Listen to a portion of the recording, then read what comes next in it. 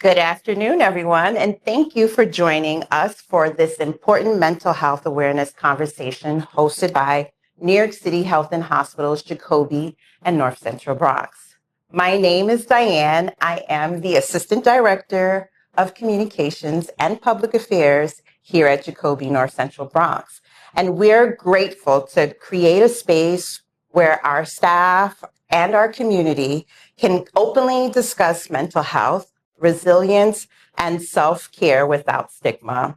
Today, we are joined by our doctor, Dr. Mohammed Aadil, a double board certified psychiatrist, an assistant professor of psychiatry at the Albert Einstein College of Medicine and the CUNY School of Medicine. His expertise includes addiction psychiatry, and behavioral neuroscience. And we are honored to have him here with us today. Thank you, Dan. I'm excited to be here. Awesome. So let's get started with these questions. Yes, please. Many healthcare professionals work in a high pressure environment.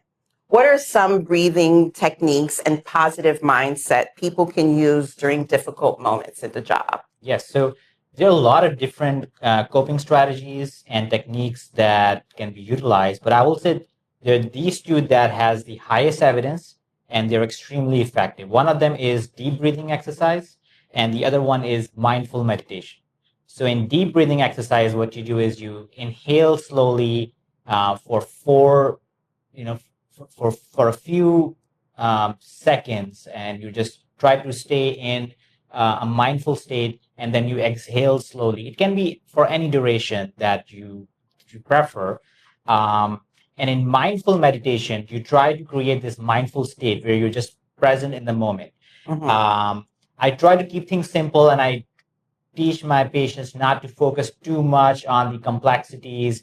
You don't have to count from 10 to backwards. You don't have to repeat certain alphabets. Just try to stay in the moment, and that stress or anxiety, the cycle of it will break, and it will let you be free, and you will feel the calmness just within the next minute or so. So these two techniques, I will say you should try to practice at least 1 or 2 times daily at work. And if you're feeling stressed, you can do it definitely more. And some studies have even suggested that deep breathing exercise and mindful meditation, if done properly and done regularly, can be as effective as some of the medications for mild anxiety and mild depressive symptoms, and can prevent the progression to certain anxiety disorders as well. So they're extremely helpful, and I hope more people know and practice it. Awesome. So our bodies often tell us when something isn't right. How can changes in sleep patterns or appetites signal stress that may be affecting our mental health? I would say the sleep changes and appetite changes are usually the first one if someone is feeling stressed out, feeling very depressed, feeling burned out from work.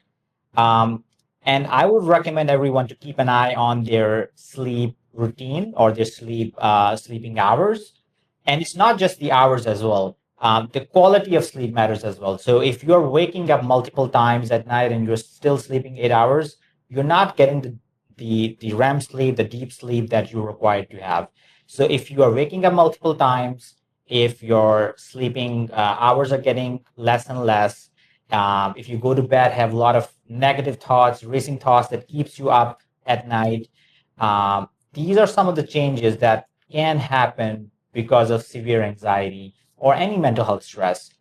As far as anxiety, appetite goes, people who are under any mental health stress or severe sort of depression often have less appetite. They're not eating okay. They're not hydrating themselves okay. And the reverse can happen as well. Sometimes people have this sort of binge episodes of eating as a coping mechanism. Because if you're eating more, it leads to a spike in dopamine, which can provide you with some relief. So we have cases where people develop binge eating conditions because they were trying to cope from depression and anxiety. So any change in sleep or appetite should be the first indication that things are not going well. And maybe that's an indication for you to speak with a doctor. maybe a nurse practitioner, maybe a religious leader, whatever you prefer. But it's important to take those cues seriously early on. Okay. Many people struggle leaving work stress at work. I know a few people always deal with stuff like this. So, how can healthcare workers or even folks in the community mentally decompress after a shift without bringing that stress home to their families? Yes. So I recommend everyone that there should be some sort of a transition period when you get back from work and you're entering into your home life, your family life. You should have some time in between where you can decompress. Maybe go out for a walk, maybe do some exercise, have some time and space for yourself before you get busy with the family or work life. I know it sounds very easy to say. Many of us have such a busy work and family life routine, it becomes very difficult. But if you can incorporate maybe a few, 5-10 minutes of some me time, I think that can really help. So, healthcare workers often face situations that are beyond their control. And it's not just the healthcare workers, it's families as a whole. During those difficult circumstances, how can we learn to accept the changes we cannot change while still maintaining compassion, professionalism? I would say radical acceptance, right? Like we need to understand the things we can change are only the things that are under our control. If you are working on a YouTube channel, the number of views are not in your control. If you're preparing for exam, the result is not in your control. The only thing in your control is the preparation and the effort and time you want to put it in. So just learn what are the things in your control and accept that the results can be anything, but it doesn't mean that it's a failure. It can be a point where you can relearn and you can take it as a cue. What are the things you need to improve in your life? So I think that radical acceptance of your capability is really important, and not to be too harsh on yourself is really important. Okay, let's talk about caffeine. Yeah, yeah. Many of us rely on coffee or energy drinks. I know I'm one that loves a Red Bull. So to get through a long shift. So how much caffeine is too much caffeine, and what impacts can it have on our mental health? Okay, so how much is too much is very variable depending on your BMI and your mental health condition or disorders. I would say for most people is 400 milligrams, and that mostly translates to 4 cup of coffee. But I would say that if your sleep is not great, if you struggle with insomnia, if you struggle with anxiety, or any other mental health condition, maybe schizophrenia, bipolar disorder, any of those severe conditions, then limiting it to less than 200 may be ideal or maybe good. And in some conditions, you may have to restrict it completely because it has a very long half life. So it has a half life around 10 hours. So if you're drinking maybe in the afternoon, it can still disrupt your sleep at night. That's one thing. The second thing is it can also impact your circadian rhythm. So if you're drinking at the afternoon in the evening, it can suppress the release of melatonin and it can disrupt your circadian rhythm. That's the second part that is very crucial. As far as energy drinks goes, I know that Red Bull usually corresponds around 100 to 200 of caffeine, but there are certain energy drinks that are like straight up 400, 500 milligrams. So I would suggest that we should avoid them because they are very disruptive for your sleep routine. Okay. When relying on substance such as alcohol or nicotine or even caffeine to get through a shift or unwind after becomes a concern. Um, it depends on what are the factors that lead you to consumption. So if you are consuming alcohol right after coming from work as a way to get relief from the burnout, from your stress, then that is not a good sign. If you're drinking alcohol maybe on the weekend with friends in a social setting, 1 or 2 drinks, then that is completely fine. So the reason why you're consuming the substance is really, really important. Smoking cigarette is a very common way of coping with, job stress and mental health stress. And 1 or 2 cigarettes may appear completely benign, but if you're smoking for the next 30, 40 years, even one cigarette can lead to a very high risk of, lung problem and even cancer in certain circumstances. And other substances like cannabis can also have a huge impact on our I will say memory, cognition, our energy levels. So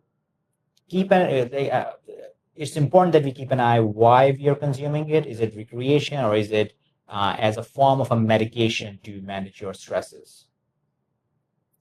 So technology keeps us connected, but it also contributes to stress.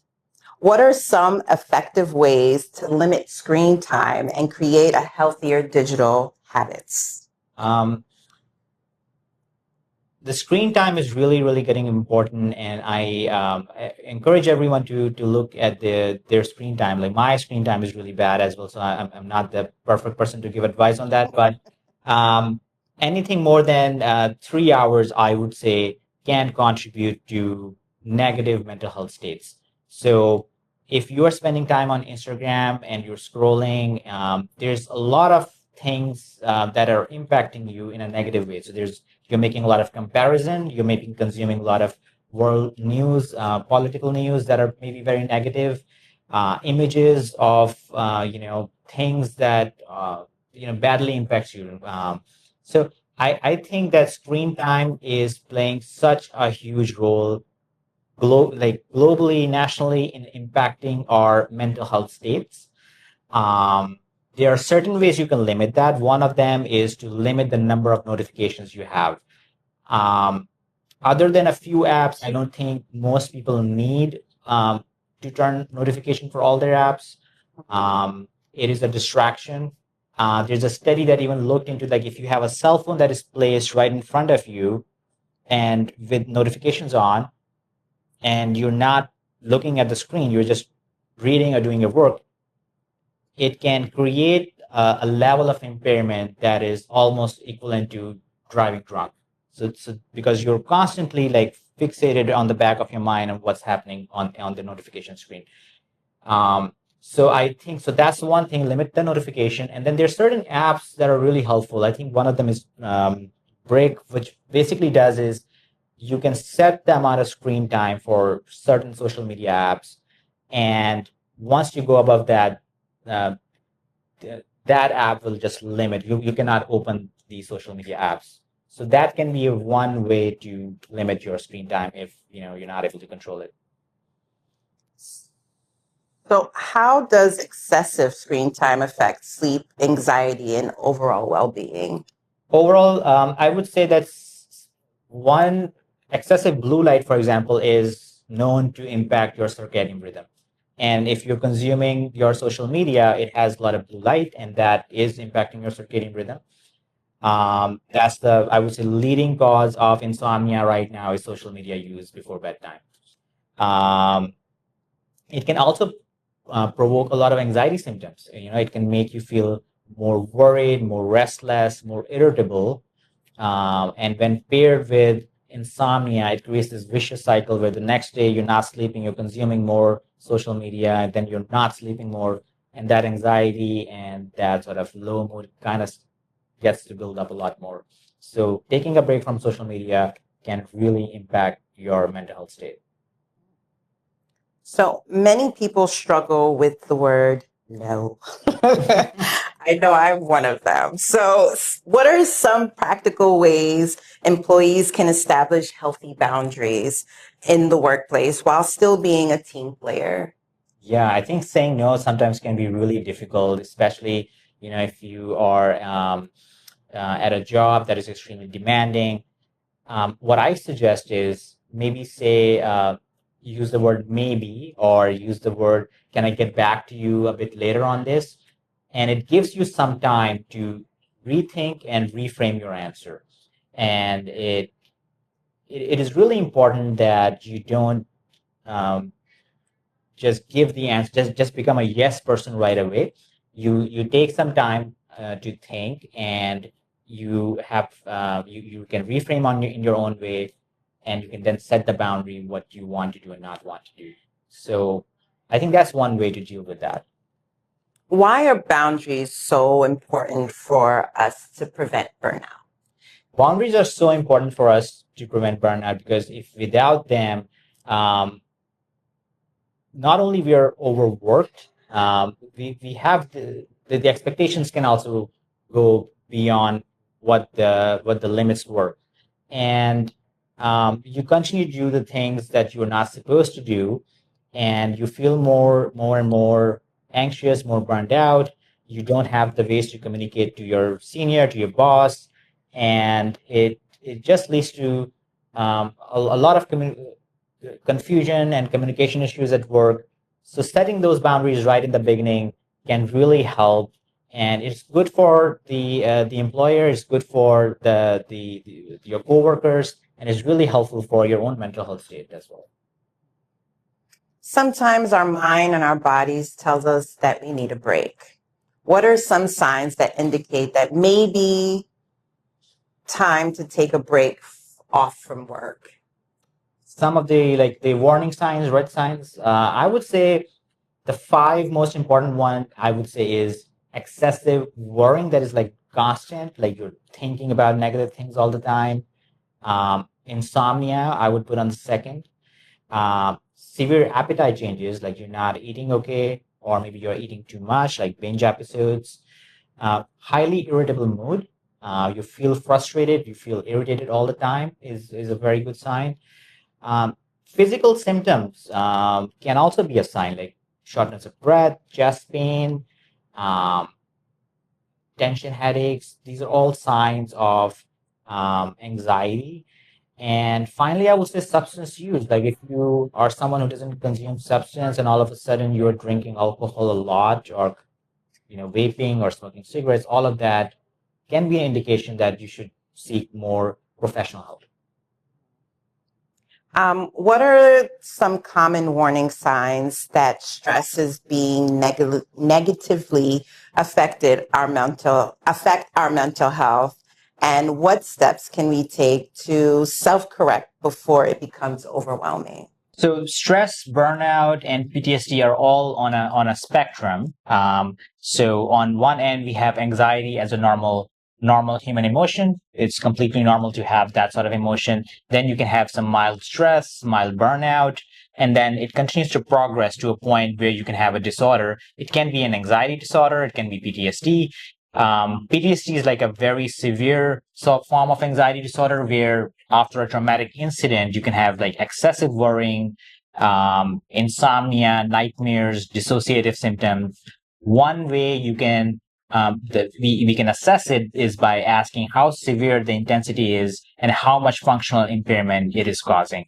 And depending on the level of functional impairment, we can then provide psychotherapy or medication options. Okay. Sometimes we cope by avoiding our emotions or pushing them aside.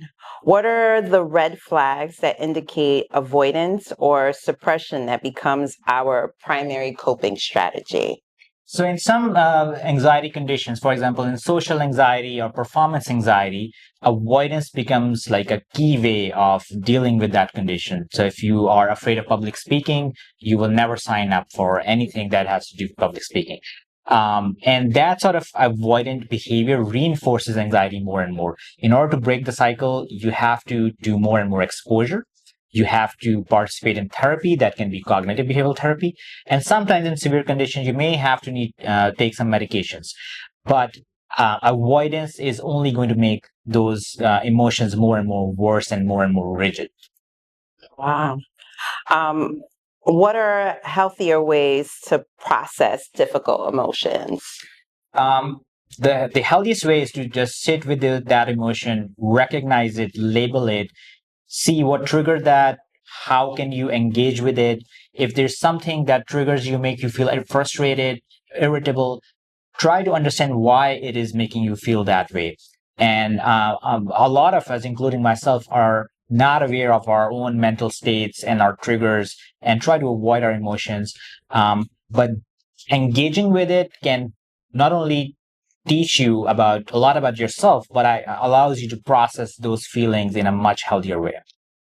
Wow. Well, thank you, Dr. Aadil, for sharing your expertise and practical strategies with us today.